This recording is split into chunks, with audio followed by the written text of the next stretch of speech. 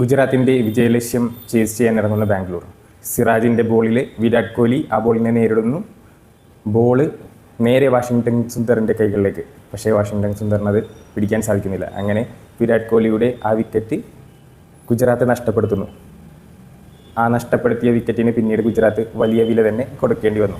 അതെ, സായി സുദർശൻ്റെ മികച്ച സെഞ്ചുറിയുടെ ബലത്തിൽ 205 എന്ന പൊരുതുന്ന സ്കോറിലേക്ക് ഗുജറാത്ത് എത്തി. കളി ബാംഗ്ലൂരിലായതിനാൽ 205 എന്നത് ഒരു സേഫ് ആയിട്ടുള്ള സ്കോറല്ല, പക്ഷേ പൊരുതാവുന്ന സ്കോർ മാത്രമാണ്.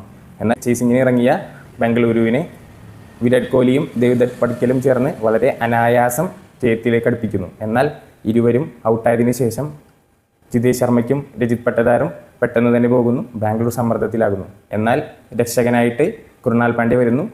കൃണാൽ പാണ്ഡ്യയും ടിം ഡേവിഡും ചേർന്ന് ബാംഗ്ലൂരുവിനെ വിജയതീരത്തെത്തിക്കുന്നു. ഒരുപടി റെക്കോർഡുകൾ കൂടി പിറന്ന മാച്ചാണ് ഇന്നലെ. സായി സുദർശനൻ IPL 2000 റൺ തികച്ചു. ഏറ്റവും കുറവ് ഇന്നിംഗ്സിൽ 2000 റൺസ് തികയ്ക്കുന്ന കളിക്കാരനാണ് സായി സുദർശൻ. കൂടാതെ വിരാട് കോഹ്ലി IPL 800 ഫോറുകൾ എന്ന നേട്ടത്തിലേക്കും വന്നു.